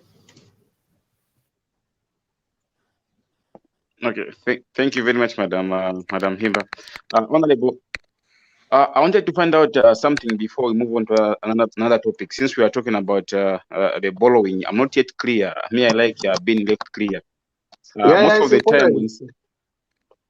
of the time, like for example, if Madam Linda send me money to Zambia to build the house, borrowed money, and then after some years, Madam Linda visited Zambia, found there is no house, but meanwhile I've chewed the money. Most of the time, the police bounce on me and arrest me. These people borrowed the money on behalf of Zambians to say they want to develop Zambia. We have never seen any development built on that money. And then the Newton government again, they have come on board, try to borrow money and repay the same money without seeing any thief being arrested. What is the problem? Are we still waiting for SEC to deal with those cases, or the police they are able to handle that? Because they borrowed money. The Euro bond, all of us, we know the proof. They borrowed the Euro bond came, and the real and they are still ordinary. So I wanted if you can clarify on that before we borrow another money. We are still without arresting these other people who misuse our borrowed money already. I don't know. I'm behind about that. Thank you very much. Thanks. Yeah, well, paying off that debt doesn't remove the accountability and responsibility for those people who are entrusted to borrow the money and how they are. The money was utilized. I'm thinking you've seen some changes at NCC level. You know, we've seen some changes. 2 directors were fired, have been replaced, there have been movements. We have seen an arrest of a person who almost wanted to shoot himself today. So the process is going slowly. The process is going slowly, but the witnesses are there. Linda, I think I saw you talking to Professor Clive Chirwa. Yes. Yes, incredible guy. He was a director, he was the CEO, I don't know, he had a very huge position in the project for the rail line. He's there to give us a story. And I'm glad that Clive Chirwa was once our vice president, if you are not aware. He was once our vice president in Italy, yes. He was the vice president in We'll be having him on the show soon, hopefully. He's yes, invite him. I'm sure he's going to. He understands the Eurobond very well. Was part of the SATA group who made insurance in peace. But Clive Chirwa is the Professor Clive Chirwa was part of that, and understands he's got a story to tell. That man was treated like I think he never even wishes to come back to Zambia the way it was handled when he was here. So we still have witnesses who can tell us a story of what really happened. There's some movement in the SEC. Some directors have been fired. So we're moving slowly. The problem with the method is there's no shortcut, unfortunately. The president can't just go and start arresting people. He has to follow the law. Unfortunately, he's a law-abiding president. So it's a bit slow, but slowly you see things changing in a short period of time. Things are going to move. No one's going to go scot-free. We cannot pay debts over misuse. That money was borrowed on behalf of the Zambians. So that money has to be accounted for. Okay. Yeah. Then the other one maybe the appeal wanted to make before I go is You know, being given an opportunity as Zambians, yet someone willing to come and help us do certain things. Let's not just focus on the central government. Issues have been sent back to the community. If you got a sister, Linda, we've got sisters in Mufurira, you've got sisters, friends in Kankoyo. Get a call them. What challenges do you have? How can I help you solve the problems? Understand the problems. Make a proposal based on what we might have a better understanding. Someone can have a problem, but they don't know how to get out of that problem. So do the proposals. You can give them to me if they are to do with the Kankoyo. I'll be able to look at them and propose to the community how we can all work together to improve, improve our standard of living. You being in the UK after having spent a bit of time in Freda, you understand better. We think of the international experience. You've been to Malawi. You've managed a lot of projects outside, within Africa, but outside Zambia. So you have a better understanding of how they have managed to do things. Not only you, Linda, everybody listen. Please, you're asking for all of you to come on board. Can I come in? This is government. You have a government which is listening, so want to listen and learn from you. We are not looking for your money per se, but we are looking for your ideas on how we can utilize the resources we have to make life better for everybody. Thank you so much, Honourable. And thank you for that comment that you made. You know me, I'll be on it tomorrow morning before you wake up. I'm on it. And just to say, you just reminded me of something that a person from here who comes from Mufulira, I had governed a few people who are from the Copper Belt to try and see how they can help you achieve your objectives for Mufulira, and to be precise. And this person is very interested in, the center, we call it center, the center that comes from the mines. Yeah, the sulfur dioxide.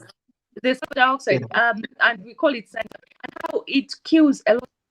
So this person is an engineer, and they've come up with a way of reducing that sulfur dioxide in the air. So I will be giving you a call when you go back on that. So thank you for opening your platform for people to access you very easily. Someone wanted to add something. My network, I think, is really bad, and I can't add your name. If I have left you out, my apologies. But there was someone who spoke before I spoke. They wanted to say something. Who is that? Okay. Speak or forever hold your peace. We will move on to the next topic then. So I was saying, yesterday I left, and suddenly Hiba and Bamkelevai had set the place on fire. Bamkelevai, what in God's name did you do? You invite, let's move to that one because I'm aware of the time. Bamkelevai, what did you do? You invited His Excellency, yeah? And then what happened? We need to make some clarifications on what happened. So just very briefly talk me through what happened and what really annoyed our viewers. And then I can go through some talking points. Thank you so much, Linda.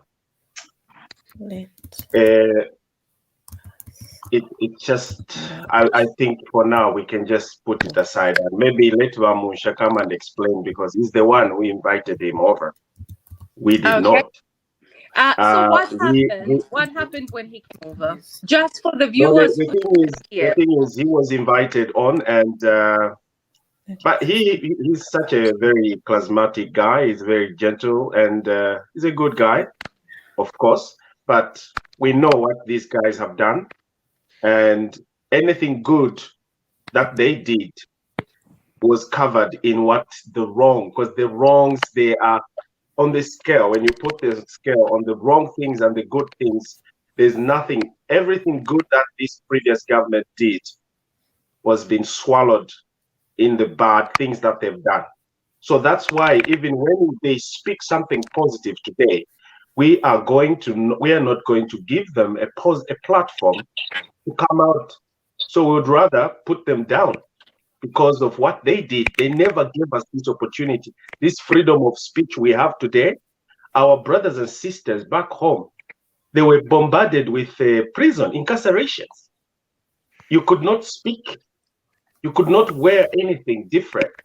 And then suddenly we see this gentleman coming on TVBAKWETU and who belongs to that particular party. Of course, TVBAKWETU is an open program. We invite anybody is welcome. But I think it was just too soon to bring in somebody from that camp, because otherwise the issue is that the reason why he came onto the show was because of the situation. Can you mute yourself, please? Can you mute yourself? Thank you. Because of the situation that took place, that took place that's going on in Ethiopia, and Dr. Musha felt it fit for him to, instead of contacting the president to find out, and the system, for us to get to the president, it would take ages. So he had contact with the ambassador in Ethiopia, the current ambassador in Ethiopia. Currently, he is PF appointed ambassador. Therefore, Dr. Musha was compelled to call and find out, and the information came, and he gave us information of what happened, and he told us expressly that the president gave instruction. It was not Emmanuel Mwamba's initiative to go and, like the PF are trying to purport. No, an ambassador cannot act on his own without any instructions or getting instruction from the principal, who is the president, the head of state. So that is what happened. And Mr. Mwamba explained to us why. Yes, we understood that was an issue which was it was a little bit urgent to us, and that was not political. And then we wanted him when he waited until we went on the background. Now that's where politics started. I wish it was aired. You were not going to be happy with the way we're questioning him, some of the questions, because he knows. I think he even thanked us, because he said to us to say, thank you for having given me this platform. Otherwise, now I know I should get prepared even when I go back home, because his contract is coming to an end. He's actually in the notice period. He knows that he's leaving. So he said that now I know how you've given me the heads up on how Zambian people are going to react when I reach home, because he's never been home. No. Now he's going back home. So that is where home just before elections. Come again? Wasn't he home just before elections? He was, but he tried to be political and told us no, he went there because they were given, 14 days off, and as ambassadors, they are civil servants. They're supposed to be not so much involved in politics, but what we saw on the ground was different. That he was in the camp campaigning against the so-called incumbent today, his boss. So anyway, we are not happy in what they did, but somehow I commend Vamucha for having brought him here, because we got the right information from the horse's mouth. Exactly, that's what transpired. So that information was not like this propaganda, PF propaganda, when is it Antonio, whatever you call it. They give false information. So we wanted to get it from the source. So he came here, he told us, and we were happy with our president that he did the right job, even though he's on his way going to find other future. Thank you so much. Now, what I want to say, if you're just joining us, welcome to TVBAKWETU, and I'm your host, Linda Banks, and we had quite a few of our Bakwetu friends joining us. We had Honourable Mabeta discussing the budgets, the impacts of the budget on his constituency and the youth, and also the current happenings in Parliament. Now, we have moved on just quickly because I have been asked to discuss briefly on what transpired last night when we had the ambassador, the Zambian ambassador to Ethiopia, after the president requested that all his people be evacuated as it's not peaceful, it's not safe at the moment. Now, what I want to say is just to calm the emotions of our viewers, because I woke up to a flurry of messages, text messages, emails, so disgruntled about why the ambassador was brought on. Now, I just want to remind everyone that the ambassador is still a citizen. Yes, he has been recalled. He's on his way out, but he is still singing for his supper. Basically, he has to work. Otherwise, we're paying him for nothing. Okay?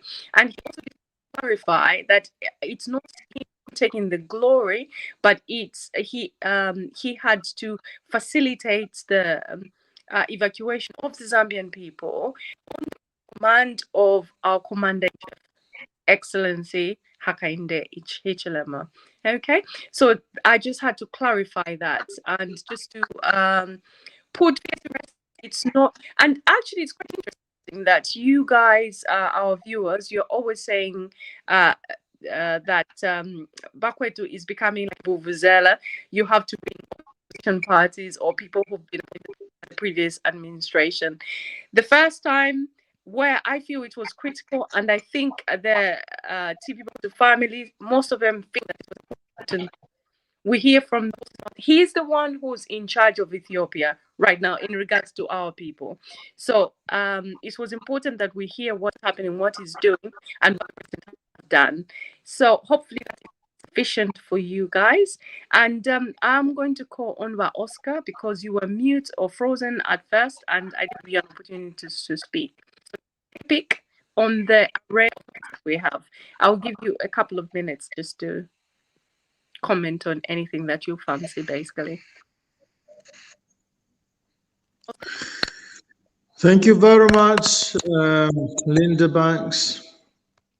And first of all, I wanted, of course, to complain to yourself the way you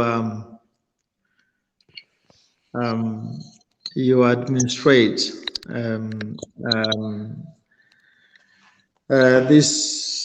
the BAKWETU TV program, but I think I can see that somehow, sometimes you are taking too much time, you gentlemen, you're taking too much time for, and you leave it to some other, some gentlemen, and you leave it on the other people. You think you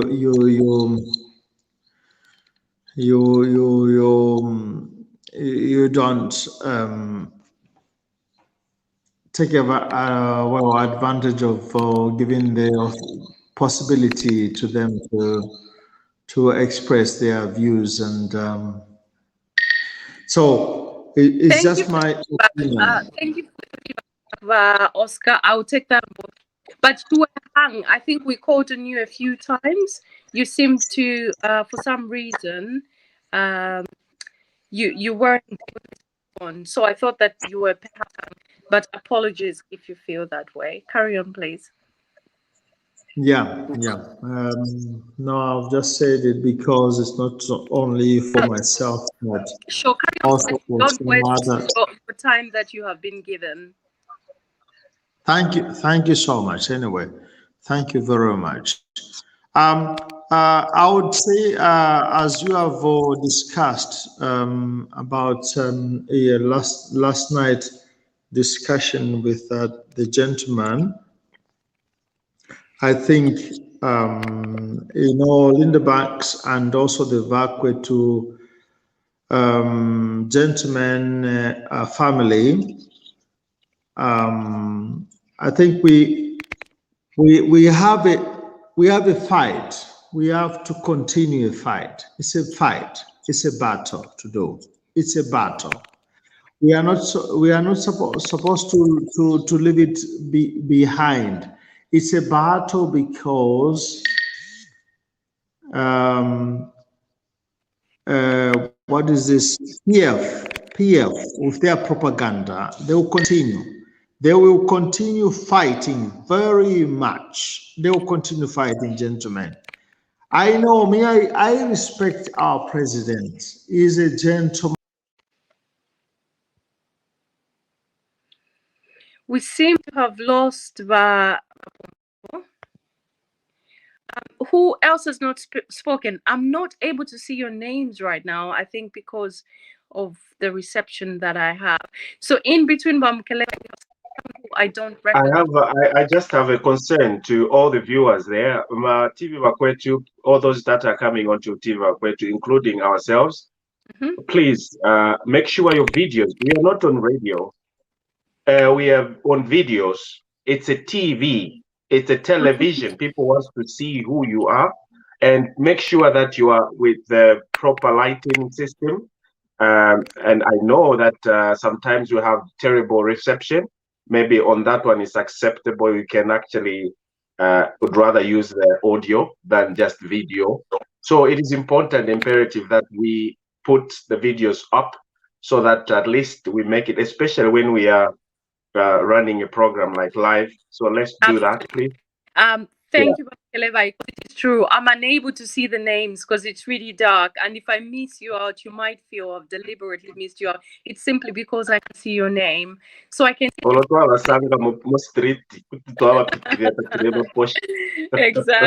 exactly.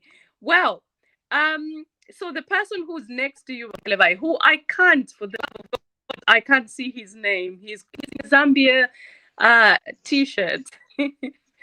What's his name again? Yeah, Moses. Yes, Moses. Moses, mulishani, muli kwisa. Sorwezi. Takuli na ukokota namkwata power cut. Tumara feda to the best. No, I think Vazesco, they have to do something, because otherwise this is going to bring us it was going to bring a lot of outcry to the Zambian people. Electricity is one of the most important commodity in Zambia. So please, Vazesco, give our people the lighting, please. Therefore, I'm a business delay. We are not in PF. We are now in UPND. So come up with solutions and the quick ones. Solution. Fix those problems. Absolutely. Yeah, you're right, Kelevai. That's really true. The comments coming in, I think we're going to end here because a lot of people seem to be having bad reception, me included, which is really bizarre. Hopefully, I'll be able. Apologies to the viewers. My network has been pretty poor, and I can't see the names of the people who are, especially in Zambia, because they're either in or they have images on their profile. So I'll just very quickly read through the comments. They're quite funny. Someone said, well done. Feedback is important to take on, but I think about Oscar Bumuka, whatever that is, I have no idea. Don't, Oscar, can you say what we can understand? Generator. Guys, we try to be professional. You can't say this. Generator by Oscar Yashima. What does that mean?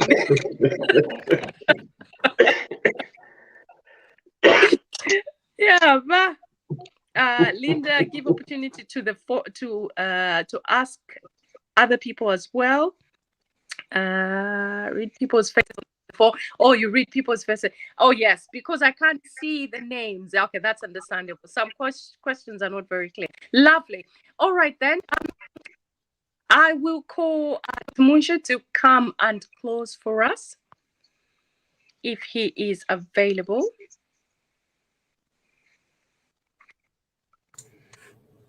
Hello. Thank you very much. Sometimes the time difference is hitting us very, very hard, considering that We are now 9 hours difference with Lusaka, with Chuempala. Yeah. Otherwise, I was diving in and out, and I followed some of the conversation. Thank you very much, Linda, for the great work and for all of our supporters here on TVBAKWETU and and all the guests that we had today. Thank you very much. I thought Mukelabai, Mwachafu at Ndande fish. I didn't say clarify fish. No, Pachibolu pusho olmwa eyakuleta bamwamba. So that analyze okulanda, but I think the author analyze having to clarify how ambassador. I know there is a miscommunication. Sometimes there is a miscommunication. So currently, as at today, the outgoing ambassador in Addis Ababa is Mr. Emmanuel Mwamba. Now, he's been recalled, but recalling does not happen immediately. So from the time that he's recalled and the time that he actually returns to Lusaka, he is our country's ambassador in Ethiopia. And so there was an issue in Ethiopia. It's a security problem. Our people are in trouble. The president then ordered His Excellency, the ambassador, to repatriate our people into Lusaka. Our president did that. And the person on the ground in Addis Ababa is this gentleman ambassador. And that's how we brought him here to tell us how that plan went and whether our people are safe. That's how we brought him. Because he's still a civil servant. He's still serving our country. And our people were in trouble in Addis Ababa. So I know a lot of people are misunderstanding the whole thing. No, Teine, I'm not in charge of our foreign civil servants. There was a crisis in Addis Ababa. We wanted to inform our viewers of how they can stay safe. And our top civil servant in Addis Ababa happens to be Emmanuel Mwamba. Right? But the anger is understood. Our people are quite angry. And even in my broadcast yesterday, that's exactly what I said. People are quite angry. And that is understandable. Remember, when we are trying to save our people in Addis Ababa who are stranded, we've got to come together. That is what it means to be a nation. We've got to come together, and whoever is in that country helping our people, we need to talk to them. We must just do that. Absolutely.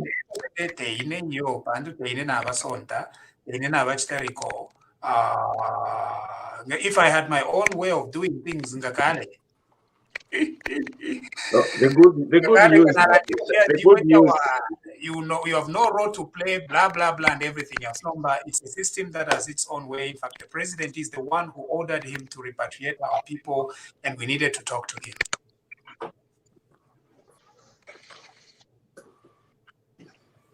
The good news is that Alimun Shira, they are on their way out.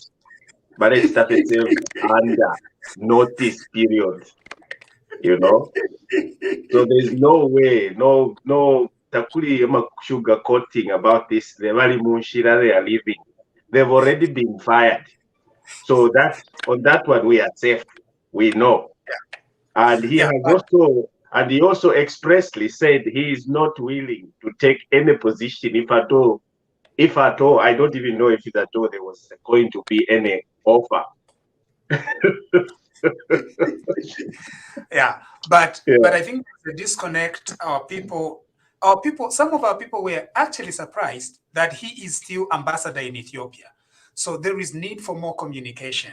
And here on TVBAKWETU, we try to educate, because TVBAKWETU, we exist to educate, but to also give you very accurate information without fear of favor. We are biased towards the UPND, truly, it's Tukane. We are biased towards the UPND. We are biased towards the president. We We like the president, we like the UPND because it's the ruling party, and we like it. You know, we contributed to the victory, and we are extremely proud of that. But having been very proud and extremely proud of it, we also objectively try to educate. So even if Ambassador Mwamba was fired, he is still the ambassador as at today in Ethiopia. And per weekend. So as soon as he leaves the station in Ethiopia, gets on that plane, lands in Lusaka, his job is finished. His job is done as ambassador. So we just need to be very forthright and very clear to our viewers that yes, these very people, sometimes because of the transition, but in power. Elo imwe mwitumona kana kalimo ifwe we are trying to play tricks. We are not playing tricks. We have joined you in asking Bakateka to move quickly and change these things. Hasn't it been our position? That has been our position. But as long as these officers are still in power, occupying offices, they are working for us. They are our civil servants. So like permanent secretary of health. We think that Nawobe involved in some of the honeybee things. But about PS, you know, kateko mwine ngande foko bate arefo inenje ndande na PS baku health. They mukulanda na balia bene ba malama abo nshate mwa abo nshumfo gwino abo mbona kwati nibakerenga abo mbona kona kalimo part and complicit to the crisis at Ministry of Health. Unfortunately, I'll do that. Even here, about vaccines or anything like that. And so we need to separate when we are actually doing just politics and when we are trying to get our government to speak to us. If we had our own way to change government, we would have already done it. More like what that Yunzasu president did. And at 11:13, I have fired the UNZA management and the vice chancellor. We can do that. We have fired them, okay? But reality is that they are still in office, and for the safety of our people, we had to bring him here. I think Munsha gonna correct it. Teba ambassador niba former. Muko shape apo capital letter niba former. Kakuleko akwati niba former no bali yakale na baya.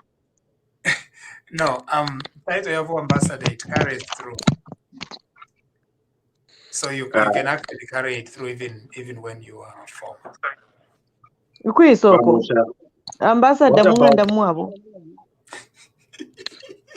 Title. I'm on your side. At Mwaleva support. Actually,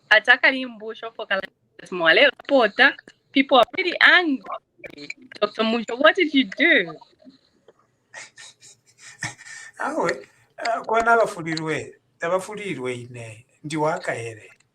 If we had a crisis in Addis Ababa, and our top civil servant there is Mr. Emmanuel Mwamba. And the president has executed a great plan. He ordered his ambassador to repatriate our people, and we're extremely proud of that. Number 2 PF to send a credit. I don't know about what PF is doing. I think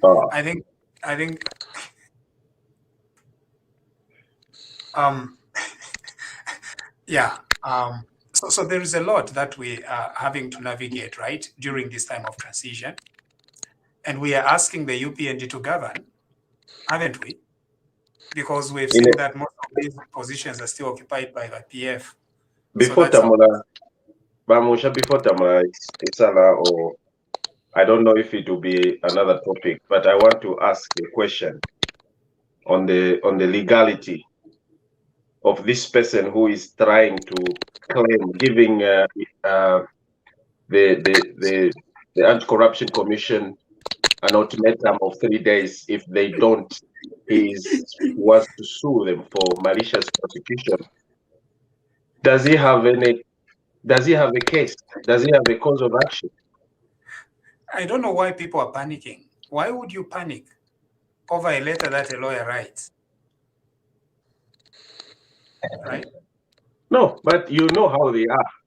Abantu actually, they are still in pain. And these guys, I don't understand. I just don't come to. What do they think? What are they thinking? Are they trying to push Hakainde on the edge so that they can see his reactiveness, how he's going to just come out? Because this is so unheard of.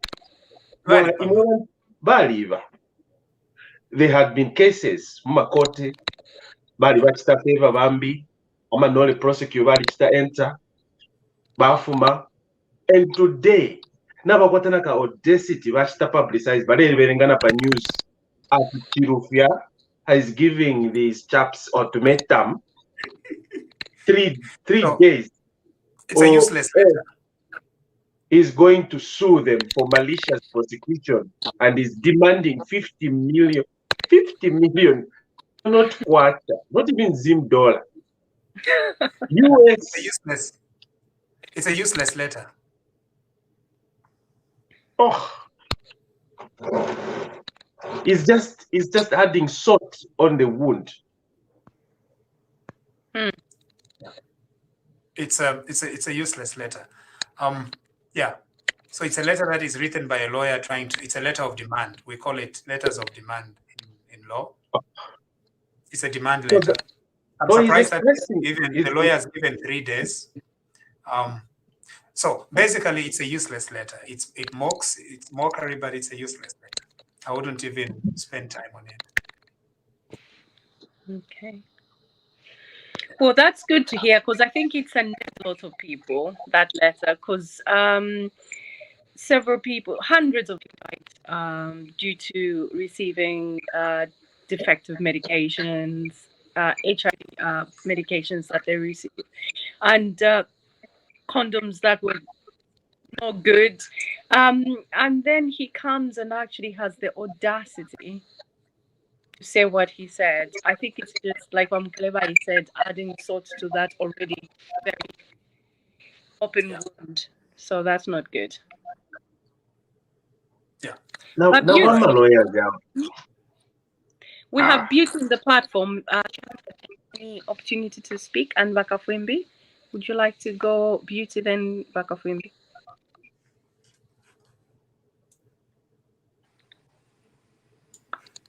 No, Percy wanted to say something. Percy, did you say? Yeah, thank you and good evening, everybody. I'm just saying, I would like to say, I think I'll win under 50.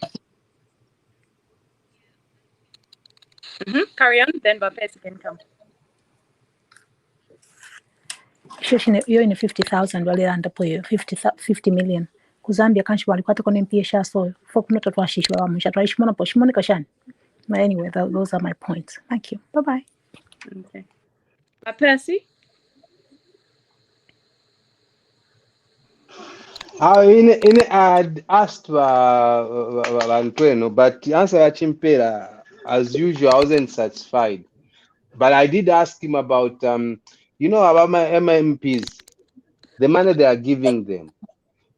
To me, some of them, it looks like they really don't know how to use it. Basically, they don't have the structures or the training how to use the money or what's the money for. But the point actually I got from the MP, he spoke about that time the constituencies were given 1.6 million, and the rest of the money the MPs never paid Christmas. That's how it sounded. That's how I got his answer. But I don't know what you think in terms of how the use of the money with the MPs, the way some of them, the way they are talking. But according to him, he said it's because they are singing from the same hymn sheet. That's what he answered me basically. And that's it. Oh yeah, there is a lot that we still don't know about how these monies are going to be utilized. There is a lot, I think, that is still going to come through. Lots of legislative changes, and but that should not hold off. That should not hold us from celebrating the fact that in Milenge there will be 2.5 million, 2.7 million, 25.7 million, and in Chuempala, so Chingola district with two constituencies, over 50 million. That's a lot of money. But the logistics are going to take time, really, to raise the capacity to get the money running. Yeah. Yeah. Lovely. Do we have this? I must apologize because I can't very clearly see faces. So I can see there's someone sitting next to Dr. Munsha. Would you like to comment on any of the topics that we discussed? Left to Dr. Munsha. Who is that? That's a new person, actually. Mwata Miyombo. Aha.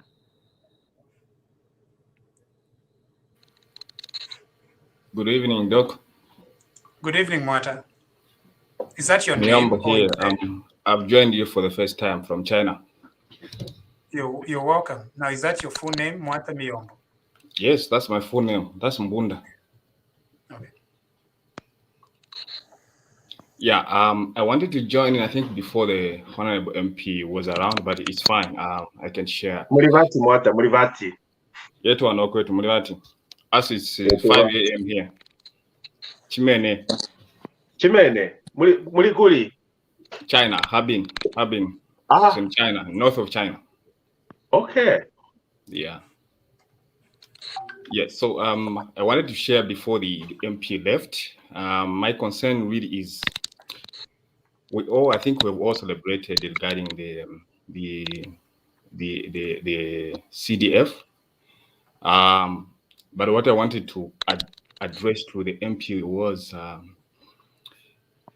the distribution of the monies. I've seen the excitement in the urban areas on how this money will be utilized, especially the formation of what I hear they are called cooperatives.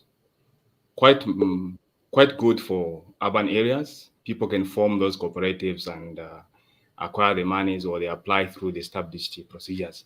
But I wanted to mention to the MP that I think in the rural areas, I guess we have a lot of work, because I want to understand and believe that most in the rural areas, formation of such cooperatives might be a challenge.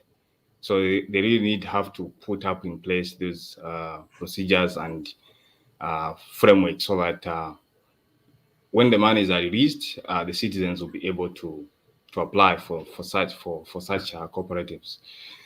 And then the other issue that I wanted to also mention is, I know it's out of topic, but I hope TVBAKWETU will take it up in the future. The name of one of the new ministries that has been created, I'm of the view maybe in the future it should be changed. Instead of Ministry of Technology and Science, it should be Ministry of Science and Technology. I know the nomenclature might be a bit confusing, but it can be a topic for another day. Thank you. Thank you. Thank you very much. I can see Siambuli Bayani. The issue is we have problems with network, so unfortunately we can't bring you on.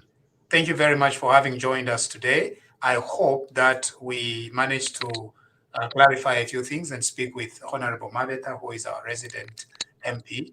And so please, we look forward to seeing you again. Keep sending us stars and subscribe to our platforms. So on YouTube, there is a way you can subscribe. You just follow the gifts. It says send a virtual gift or something like that. On Facebook, you can subscribe. And Facebook is running a very special promotion where you subscribe between now, like you subscribe today, and then they are going to send us a very good payment of is it $10 or $20 when you subscribe. They have a way. They have a way, and so please subscribe. When you do that, you are helping become, part of the TVBAKWETU broadcast, and that's pretty good, because you are also becoming part of something big here on TVBAKWETU. Let's do something big. I think that's the point there. Thank you very much for having joined us for the past 2 hours. Elias Moshe here with Linda Banks and the rest of the TVBAKWETU crew. Good night and God bless you.